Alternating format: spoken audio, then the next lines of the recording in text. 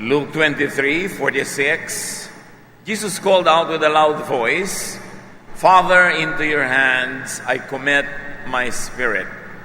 When he had said this, he breathed his last.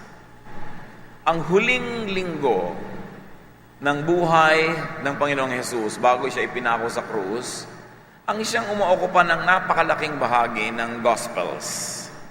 Ibig sabihin, napakalaki ng halaga na ibinigay ng mga sumulat ng New Testament sa nangyari mula na ang Panginoon ay pumasok sa Jerusalem nung tinatawag na Palm Sunday hanggang sa susunod na linggo na Resurrection Sunday. That 1 week occupies so much space in the Gospels. Sayang nga lamang at isang linggo ang naitatakda ng Kristyanismo sa paggunita ng mga mahalagang araw na yon at mga naganap. Kaya kulang na kulang kung tutuusin ang schedule ng mga churches para pag-aralan, pagbulay-bulayan talaga ang mga naganap. Subalit patuloy tayo sa pagdaan ng mga taon na sinisikap natin at humihiling tayo sa Panginoon na palalimin, palawakin, pataasin ang pagkaunawa natin ito at lalong madagdagan ang paghanga natin sa Panginoon, ang pagtanaw natin ng utang na loob sa ating Diyos tama sa mga naganap noon sa buhay ni Jesus.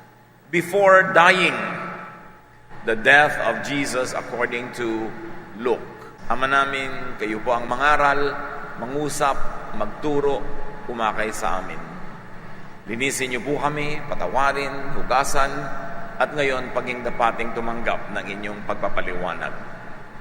Buksan niyo po ang aming isip at ang aming puso sa iba pang mga malalalim at mahahalagang kahulugan ng kamatayan ng iyong anak na si Jesus. Kayo po ang siyang maghari, lead us, teach us, empower us. In the name of your risen Son, our Lord Jesus Christ, we pray with thanksgiving. Amen. Amen. Luke 23:32-48 shall be the basis of our major reading today. Na ang Panginoon ay napako sa krus, 2 criminals were led out to be put to death with Jesus. When the soldiers came to the place called the Skull, they nailed Jesus to a cross. They also nailed the 2 criminals to crosses, one on each side of Jesus. Jesus said, "Father, forgive these people. They don't know what they are doing." At sa pag-aaral natin ngayon ng kamatayan ng Panginoong Hesus, ang ating sisikaping hanapin, ano ang mga aral bago ang tao ay mamatay, tulad ng ano ang mga naganap bago kusa na isinuko ni Jesus ang kanyang huling hininga. Jesus teaches us to forgive people. Napaka-importante na ang Panginoon ay naghihirap, hindi makahinga, inaapoy ng lagnat, nagdurugo, pero ang kanyang ginagawa, ipinapanalangin niyang patawarin ng Ama yung mga nagpapahirap sa kanya. Patawarin niyo po sila dahil di nila alam, di nila batid ang kanilang ginagawa. Tinuturoan tayo ni Jesus to forgive people as you die, before you die, in fact, long before you die. Kailangan ng tao bago mamatay, habang namamatay, at lalo namang matagal pa bago siya mamatay, ay magpatawad na ng mga nagkakautang sa kanya. Para burado ang mga listahan ng mga pautang at ng sariling utang. For good, for the good of others, and for the good of yourself. Matthew 6:14-15, turo din ni Jesus, "If you forgive others for the wrongs they do to you, your Father in heaven will forgive you. But if you don't forgive others, your Father will not forgive your sins." Pag ang tao ay nalagutan ng hininga, siya ay hahatulan. Kaya napakahalaga na siya'y tumanggap ng kapatawaran. Pero malinaw ang turo ni Jesus, magpatawad ka sa kapwa para patawarin ka ng Ama. Pag hindi ka nagpatawad, di ka rin patatawarin. Ano mangyayari kung malagot ang iyong hininga na may hindi ka pinapatawad? Paano i-apply ang turo na to ni Jesus? Kaya mahalaga sa tao, laging nagpapatawad kasi lagi din natin kailangan ng kapatawaran. Hindi mo pwedeng ipagkait sa kapwa yung kapatawaran na ikaw mismo ay nangangailangan din galing sa pagpapatawad ng Ama. Pag may nagkasala, huwag yun na ipagpabukas ang pagpapatawad, huwag na next week, next year, dalian na. Kung hindi para sa kanyang kapakanan, ay para sa inyong kapakanan. Don't burn the bridge over which you too must pass. Huwag sobrang taasan ang standard na pati kayo hindi papasa. Kung binabaan mo yung standard ng pagpapatawad, bababa din ang standard ng pagpapatawad sa ng Ama. Kung madali kang magpatawad, madali ka rin patawarin. At kung di ka nagpapatawad, di ka patatawarin, hindi naman napakahirap intindihin yon. Magpatawad tayo dahil tayo mabait at mabuti. At kung hindi man, magpatawad tayo dahil tayo matalino. Kasi kailangan din natin yung pagpapatawad na yon para sa atin. And how do you forgive? Sa dinabi-rami ng mga kasalanan ng mga tao, how to forgive? Para dumali-dali ang pagpapatawad, understand people. Pagkamahal natin ng tao, di ba, halos na-justify natin ang mga kasalanan nila at mga pagkakamali. Laging may justification. Pag mga anak natin na hindi pumapasa sa exam, sasabihin natin, kasi may sakit, kasi may ubo, kasi ganito, kasi nabagok yan nung araw. Pero pagka anak ng ibang hindi pumapasa, bobo kasi. Pagka ang mga anak natin na nagkakasala, lagi na lang kasi nadala ng barkada. Pero pag ibang nagkakasala, kasi sila yung barkada. So, paano tayo dadali-dali sa pagpapatawad? Unawain natin ang mga tao. Dahil pag inunawa natin sila, magkakaroon tayo ng paghuhugutan ng pagpapatawad. Look at things from people's points of view. Ba't nila nagagawa ang ginagawa nila? Halimbawa, may sawa, nilulo ng anak mo ng sawa. Mapapatawad mo ba ang sawa? Kung hindi naman nang lululun nyo ng mga living things, di hindi rin siya nabuhay. Huwag ka lang magpakalat-kalat sa tabi ng sawa para hindi ikaw ang malulun. Kinain ka ng leyon, kasalanan ba yun ng leyon? Leyon siya. Many people do what they do just to survive. At walang personalan kung minsan ikaw yung dumadaang lunch. Bakit ka naman tatanggihan? Lalo't nagugutom siya. Look at the things from people's points of view. Look at things mindful of people's mentality, needs, and wants. Kung minsan galit na galit ka sa isang babaeng umagaw ng iyong asawa, natural, dapat ka magalit. Pero pag nakita mo yung kanyang lahat ng mga pinagdaanan sa buhay, baka hindi man mawala ang pagkamuhi mo, mabawasan ng marami. Pag nakita mong siya man, naagawan ng napakaraming bagay sa kanyang buhay, kaya napunta siya at nasukol na corner, naging ganun na tuloy ang kanyang paraan how to survive. Nagiging malupit lang tayo sa kapwa. Nagiging mapanghusga kasi hindi natin inuunawa ang kalagayan nila, yung pinanggagalingan ng pananaw nila. Madaling magalit sa mga taong pwede natin i-consider are less intelligent. Pero, ano magagawa mo kung ganyan yung genetics ng tao? Kung nung bata siya, wala siyang nakain vitamina. Napunta sa kuko niya yung konti niyang kinakain, walang pumunta sa utak. Then mauunawa mo, sobrang naman palang deprived ng batang to nung maliit pa, kaya hindi na-develop ang mentalities. Therefore, hindi ka na magiging madaling magalit. Pag inunawa natin ang kapwa, nakakapagpatawad tayo. At kaya tayo napapatawad ng Diyos. Because He knows how we are made, that we are made of dust. At kung titingnan natin ang kapwa natin from the point of view of Jesus' loving heart, we probably will not only be able to forgive, but we might also proceed to that level of spirituality where we can even love people, not because of who they are, but in spite of who they are. Ituring natin ang ating kapwa na biktima rin ng mga pangyayari. At ituring natin silang karapat-dapating igalang kahit hindi tayo laging sang-ayon sa kanila. Philippians 2:3-4. Do nothing out of selfish ambition or vain conceit. Rather, in humility, value others above yourselves, not looking to your own interests, but each of you to the interests of others. Si Jesus ipinapako, sinisibat sa kanyang tagiliran, pinutungan ng korona ng tinik, nililibak, sugatan, nag-aapoy ng lagnat because all the joints are disconnected because of the weight that his hands had to carry while hanging on the cross. At ang kanyang ginagawa, ipinagdarasal na mapatawad ng Ama yung mga nagpapahirap sa kanya. Amazing love. Kahit katiting lang doon ang mapunta sa atin, magiging sobrang bait tayo sa buhay.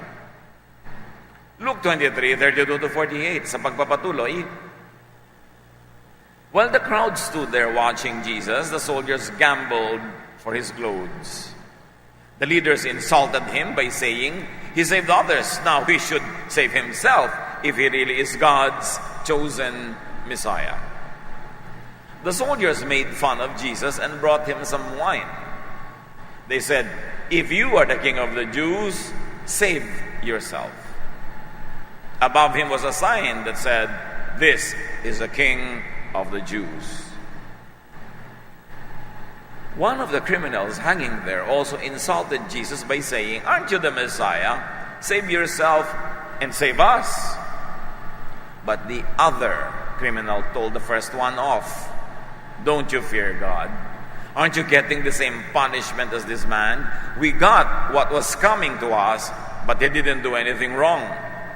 Then he said to Jesus, remember me when you come into power. Jesus replied, I promise that today you will be with me in paradise. Habang lahat ay abalang-abalan ng inaalipusta, nililibak si Jesus, yung isang nakapako, sinabi sa kanya, alalahanin mo ako kapag naghari ka na. Meron agad lesson. Sabi ni Jesus sa kanya, today, ngayon mismo, hindi bukas, hindi next week, hindi 100 years from now. Today, isasama kita sa paraiso. Make sure you go to paradise after death. There's one thing sure, you were born and you will die. That is sure. Ensure your destiny. The criminal, the second one, was assured of paradise, of salvation, when he declared faith in Jesus. Alam na natin ang kwento, hindi naman siya nagpabautismo. Hindi naman siya umattend ng kung anong religion. Hindi siya nag-member ng kung anong sekta. Hindi naman siya mabuti, kaya nga siya nandun kasi kriminal siya. Pero paano isasama siya sa paraiso? Dahil naniwala siya kay Jesus at nagpaligtas siya. Pag naniniwala ka kay Jesus at nagpapaligtas ka, yung kabutihan ni Jesus inililipat sa iyo. Nagiging mabuti ka sa tingin ng Ama sa Langit, hindi dahil talagang mabuti ka, kasi isusuot mo ang kabutihan ni Jesus. Faith saves, not works. Kasi kung works lang ang nagliligtas, walang sapat, laging kulang. John 1:12, yet to all who did receive Him, meaning Jesus, to those who believed in His name, He gave the right to become children of God. So itong kriminal na ito, mamamatay na lang, naging anak pa ng Diyos dahil naniwala siya kay Jesus at tinanggap niya ang Lordship, Saviorship ni Jesus sa isang simple sentence na malalim ang pinaghugutan mula sa puso. Sabi niya, alalahanin mo ako kapag naghari ka na. Naniwala siya na si Kristo'y hari. Iyon nga ang inililibak ng iba. Sige nga, kung hari ka, bumaba ka dyan, iligtas mo nga kami. At exactly, yun ang ginawa ng isang kriminal. Naniwala siyang hari si Jesus at nagpaligtas siya. Well, everybody else did not. Ang linaw-linaw na nga, nakasulat na nga doon sa ibabaw ng ulo niya sa karatula, hari ng mga Hudyo, King of the Jews. Yun ang kanyang ikinamatay na sakdal ng mga tao that he claims to be king. Nobody believed, only one, and he got to paradise that day. Pag tinanggap si Jesus, pinaniwalaan siya, nabubura ang lahat ng ating mga ginawa noon. At kung sakali mang hindi ka naman nakapako sa krus, na pagkatanggap mo sa Kanya, inabuhay ka pa ng mahaba, mabubura pa rin ang lahat na magiging pagkukulang dahil yon ay kasama rin sa binayaran ni Jesus. Bagamat, babayaran mo dito sa lupa yung mga pagkukulang mo, siyempre, cause and effect. Pero pag namatay ka at nalagot ang iyong hininga, walang uusigin kasi binayaran ni Jesus. Salvation cannot be lost because it is not in your hands. It is in the hands of the one who stilled the storm. You cannot lose your salvation because you never earned it. Jesus earned it for you and He will not lose it for you. Hindi lisensya para magkasala ka, pero magbibigay sa'yo ng kapayapaan na kung dumarating mga panahon, nagkukulang ka, nadadapa, ligtas ka pa rin. Bagamat hindi ka ligtas sa mga natural effect at kabayaran dito sa mundo ng mga pinagagagawa mo dito sa mundo. Kaya may mga tao na heaven-bound, paradise-bound, but living like hell here on earth. Kahit anak ng Diyos. Kasi may mga ginagagawang mga mali. Natural, may bunga yon. Because you harvest what you plant. But you harvest only here. In eternity, what you harvest is what Jesus planted, not what you planted. Kaya siya Savior. Kaya siya tagapagligtas. Sa pagpapatuloy ng kwento, around noon, the sky turned dark and stayed that way until the middle of the afternoon. The sun stopped shining and the curtain in the temple split down the middle. Jesus shouted, "Father, I put myself in your hands." Then He died. Isinuko niya ang kanyang espiritu at pagkatapos yon ay kusa siyang pumayag na mamatay. Mula alas 12 ng tanghali hanggang alas 3 ng hapon, nagdilim. Walang liwanag sa lugar na yon. At napilas ang kurtina ng templo mula taas hanggang baba. Yung kurtina na naghihiwalay sa mga tao sa pinaniniwalaan ng mga Hudyong presensya ng Diyos. Na doon sa templo na yon, isa lang nakakapasok beyond the curtain, the high priest, and only once a year to make an offering for the sins of the people, bringing blood of animals. Nang namatay si Jesus, napilas yun kasi pumasok siya. At hindi na dugo ng mga hayop ang dala niya, sarili niyang dugo. At naging katanggap-tanggap sa Ama ang kaisa-isang sakripisyo na yun ni Jesus para sa lahat ng panahon, sa lahat ng tao, sa lahat ng dako. Effectively, when Jesus died, when the curtain was torn, temple sacrifice was ended, made irrelevant by the perfect sacrifice of Jesus. In effect, because of the death and resurrection of Jesus, Judaism was made obsolete. Judaism that is centered on animal sacrifice was made obsolete by the perfect sacrifice that Jesus made on the cross. That when He died, the curtain was torn. Jesus entered, made that one perfect offering once for all, making the temple irrelevant from there on. So one lesson is to put yourself in God's hands before you die, long before you die. Si Jesus nga, sinabi niya, ipinagkakaloob ko po sa inyong mga kamay ang aking kaluluwa. E di lalo naman tayo dapat gumawa nun. Hebrews 9:27, we die only once, and then we are judged. Make sure that when you are judged, Jesus is your defense attorney. That Jesus will say, this man or this woman is sinless. And the judge, the Father, will say, why? This person has a lot of sins. And Jesus will say, I give him my holiness. I give her my blood. She is now holy because I save her. Make sure that you entrust your spirit to God before you die. You put yourself in God's hands by putting yourself in Jesus' hands. Walang nakararating sa Ama na hindi dumaraan sa Anak. John 14:6, Jesus answered, I am the way and the truth and the life. No one comes to the Father except through me. Tanong ng iba, paano naman yung nabuhay at namatay bago dumating si Jesus? Paano sila pupunta sa Ama kung si Jesus lang ang daan? Luke 23:32-48, when the Roman officers saw what had happened, he praised God and said, Jesus must really have been a good man. Sa pagkakamatay ni Jesus, nasaksihan nitong gwardyang ito na inihihingi niya ng tawad yung mga nagpapasakit sa kanya, nagligtas pa siya ng isang kriminal, at hindi siya kailanman nakitaan ng pagkamuhi, ng galit, ng kapaitan. Nung namatay siya, sabi ng soldier, sigurado ako na siya isang napakabuting tao. Truly, he was a righteous man. Lesson for us, die as gracefully and as graciously as possible. Hanggat kaya, mamatay ng may dangal, mamatay na kagalang-galang, at patuloy na gumagalang sa Diyos.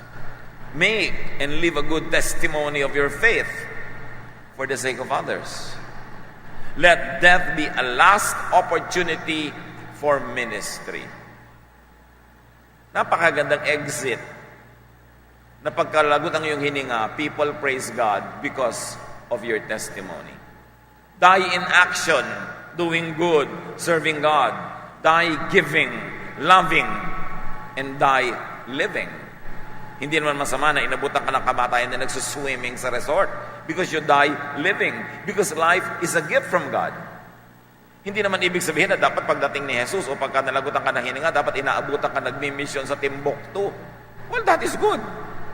Pero kung ikaw ay nag-enjoy kumain, nasasarapan ka sa buhay, at nagpapasalamat ka sa Diyos, at sa ibang moments of your life, nagsishare ka, tumutulong ka, nagmamahal ka sa kapwa, mano naman na malagutan ka ng hininga na sumisip-sip ng buko sa ilalim ng puno ng nyog, pagsamba pa rin yun sa Diyos. Kasi all good things come from above. And when you enjoy good things in the context of being loving to others, when you enjoy what God gives you, but you also share with others, walang nakakahiya doon. Maganda rin yun. Hindi naman nai-impress lang ang Diyos doon sa lagi tayong nagtitiis, nagdurusa, nagfa-fasting, nagdideldil taasin. Natutuwa rin siya na tinatamasa natin at nilalasap ang magagandang bagay na siya rin ang nagbigay. Parang magulang, may ibinigay ka sa anak mo magandang bagay, ikinatutuwa mo na ginagamit niya, na-enjoy niya. Lalo naman ang Diyos kasi mabait siya. So, kung aabutan din lang tayo ng kamatayan, sa abot ng ating makakaya, paabot tayo sa kamatayan na tayo nagbe-bless sa kapwa, blessing sa kapwa, o nag-enjoy sa buhay, habang alam natin na napakaraming bahagi ng ating buhay, ginugol natin sa paglilingkod sa iba, sa pagbibigay din sa kanila, sa paggawa ng mabuti. Isang lesson bago mamatay, thank God for Jesus. Thank and glorify Jesus for His death. Yung mga iba mamamatay na lang, inaatupag pa ang piano, ang kwintas ko, ang ganito ko. Pag mamamatay ka na, magpasalamat ka kay Jesus dahil meron kang kaligtasan at pag nalagot ang iyong hininga, pupunta ka na sa Ama. Detach ka na dapat sa mga bagay na walang katuturan at pang dito lang sa lupa. Yung iba nalagot ang hininga, bumalik pa, siya nga pala, ang mga alahas ko, nasa ilalim ng unan. Yung sobrang attached dito sa mundong ito, ang atupagin, pag malapit ang malagutan ng hininga, magpasalamat sa Diyos, magpuri sa Diyos. At kayo mga maiiwan, kung alam nyo na nasa Panginoon, yung naghihingalo, yung malapit ng malagutan ng hininga, praise God, mag-awitan, magpasalamat, ihatid ng maganda on a positive note, yung taong lilipat sa paraiso. Hindi dapat pabaunan ng kutakot-takot na luha, ilahil at kapaitan. Dapat pasalamat sa Diyos. Anong dapat ipagpasalamat? Sa kamatayan ni Jesus? Why did Jesus have to die? Hebrews 10, 1-14, at namnamin nating mabuti ang napakahalagang katuroan nito. The law of Moses is like a shadow of the good things to come. The shadow isn't the good things themselves, because it cannot free people from the sin by the sacrifices that are offered year after year. Ang mga kautusan daw ni Moses, ang kotak-kotakot na regulasyones, ang mga bawal, ang mga do's and don'ts, anino lang ng magandang bagay na darating pa, hindi talaga yon ang magandang bagay. Sapagkat ang mga batas daw ni Moses, ang mga kahigpitan na yan, ang kotak-kotakot na regulasyon, hindi magpapalaya sa tao sa kasalanan, bagkus ay lalong magdidiin sa kasalanan ng tao. At anuman daw ang sakripisyo na ginagawa sa templo taon-taon, tulad ng binanggit natin na ginagawa ng high priest, wala yung katuturan, hindi yun makakapagpalinis ng kasalanan. Malinaw ba mga kapatid, na pag sobra mong idinidiin yung mga regulasyones ng Old Testament, mga batas ni Moses, at ginagamit mo yung para mangduro, magdiin ng kapwa, sinasabi ni Jesus at sinasabi sa Hebrews 10, hindi naman yun ang good thing. Why kill or die for it? Pahimakas pa lang yun, anino, bakas ng tunay na mabuti. At ano yun? Si Jesus. Verse 2. If there were worshippers who already have their sins washed away and their consciences made clear, there would not be any need to go on offering sacrifices. Ang linaw. Kung nakakapagpalinis ng kasalanan yung mga sacrifices na ginagawa sa templo, dapat hindi na paulit-ulit. Kasi nakakapaglinis pala. So, ibig sabihin na inuulit-ulit yon, wala yung bisa. But the blood of bulls and goats cannot take away sins. It only reminds people of their sins from one year to the next. Yung mga dugo-dugo na yan ng mga hayop, hindi nakakapaglinis ng kasalanan. Sa katunayan, lalo lang yung nagpapaalala year in and year out na ang tao ay makasalanan. Hindi dapat magbigay ng false sense of security. Dapat lalong maunawa ng tao na kailangan nila ang tunay na tagapagligtas. What is Hebrews 10 saying? The Jewish sacrificial system, the Jewish priesthood, the Jewish temple were all inadequate. Sabi, walang nakakapaglinis sa ginagawa nila. Naaalala lang ng tao na kailangan niya ng paglinis, pero hindi naman siya talaga nalilinis. Kasi kung nalilinis siya, ba't pinapaulit-ulit pa? Verse 5, when Christ came into the world, He said to God, sacrifices and offerings are not what you want, but you have given me my body. No, you are not pleased with animal sacrifices and offerings for sin. God has never been pleased with the temple sacrifices. How can the carcass, the body, the blood of animals be enough for the forgiveness of people's sins? Sabi ni Jesus, hindi po kayo ang makailanman natuwa o nasyahan sa ganyang mga sakripisyo, kaya binigyan niyo ako ng lupang katawan. Dahil yung katawan ni Kristo ang magiging tunay na sakripisyo na katanggap-tanggap sa Ama, hindi yung mga katawan ng mga hayop. Verse 7. Then Christ said, and so my God, I have come to do what you want. As the scriptures say, the law teaches that offerings and sacrifices must be made because of sin. But why did Christ mention these things and say that God did not want them? Well, it was to do away with offerings and sacrifices and to replace them. That is what He meant by saying to God, I have come to do what you want. So we are made holy because Christ obeyed God and offered Himself once for all. Lahat ng naging sakripisyo sa templo ay walang kabuluhan. Ipinapaalala lang doon sa tao na kailangan niya talaga na malinis dahil ang dumi niya. And the mere fact na pinapaulit-ulit yon ay dapat naintindihan ng mga taong wala palang talab, kaya dapat paulit-ulitin. At si Jesus, sinunod niya ang kalooban ng Ama. Nung siya'y nanalangin sa Garden of Gethsemane, ang isang dalangin niya, nawa, pass na lang. Kung ako lang sana, wag na lang mangyari ito. Pero sabi niya, but not my will, but your will, Father, be done. At yun ang dapat nating ipagpasalamat. sa Holy Week at lahat ng weeks. Dapat natin ipagpasalamat bago tayo mamatay at habang tayo namamatay dahil si Jesus ay namatay para sa atin. Mamatay man sandali ang ating katawan, ay bigla namang mabubuhay muli ang ating espiritu tulad ng nangyari kay Jesus. Jesus replaced the sacrifice. Jesus ended sacrifices. Jesus ended the function of the temple because He transferred the temple to the heart of believers, and the congregation of believers became the temple, the body, the church of Jesus. Hindi gusali, yung spirito na nagkakalakip-lakip, nagkakasama-sama, nagmamahala, nagtutulungan, yun ang katawan ni Kristo, yun ang bagong templo. Verse 11, the priests do their work each day, and they keep on offering sacrifices that can never take away sins. Mga kapatid, hanggang ngayon, may mga sekta na tinatawag na Kristiyano sila na paulit-ulit, araw-araw, linggo-linggo, buwan-buwan, they are giving holy sacrifices for the forgiveness of sins. But Hebrews 11 says that the priests do their work each day and keep on offering sacrifices that can never take away sins. So ang daming religious activities, ang daming sacrifices na wala palang saysay. Sayang lang. Verse 12, but Christ offered Himself as a sacrifice that is good forever.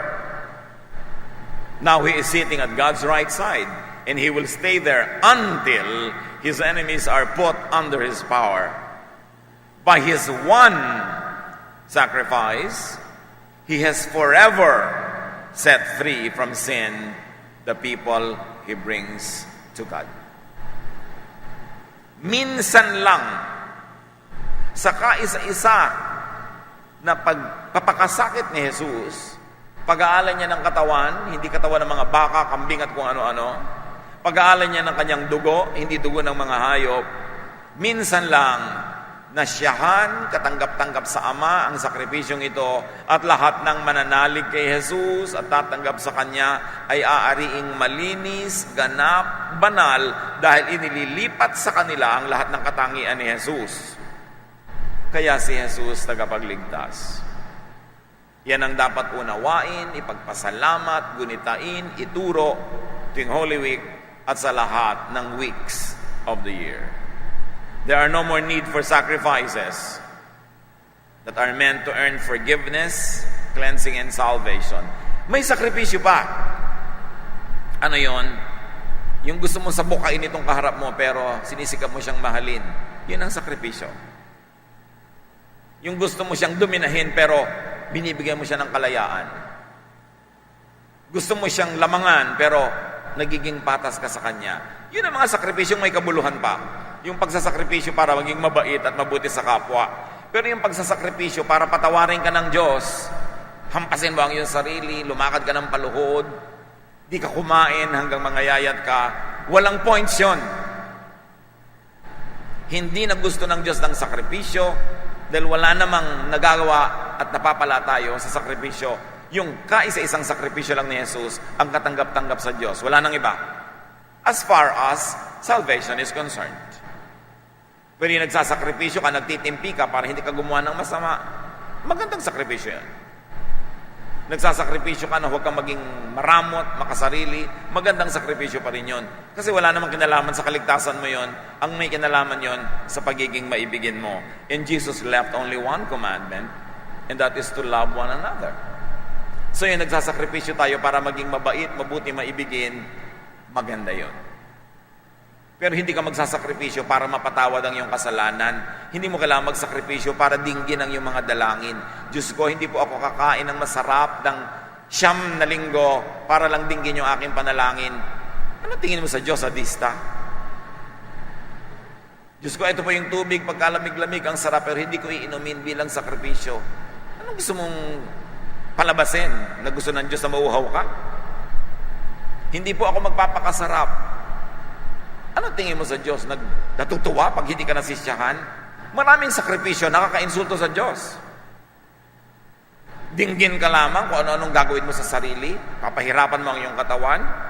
Sabi, take care of your body. Your body is a temple of the Holy Spirit. Ngayon, huwag ka magpakabusog kung maraming gutom at gusto mo silang bigyan din ng kapra-kapraso ng kakain mo dapat buo, pinaghati-hati mo, gutom ka pa rin ang ending. Well, magandang sacrifice yun. Kasi to love others. Pero hindi para magpalapad ng papel sa Diyos o para hindi himukin ng Diyos na maging mabait sa'yo. Hindi mo kailangang himukin ng Diyos na maging mabait kasi mabait na siya talaga. Hindi mo siya pwedeng i-impress ng iyong mga pagpapakasakit para pansinin niya ang dasal mo dahil pinapansin ka niya talaga. Kung magsasakripisyo mga kapatid, only to be loving, only to be kind, and only to expand the work of Jesus here on earth. But there is no more need for personal sacrifices for the forgiveness of sins. Nakakalungkot, ang dami pa rin gumagawa ng sacrifices. Yung iba ritualized, institutionalized yung sacrifice, pero ang linaw ng Hebrews, day after day, the priest make the same sacrifices which can never take away sin.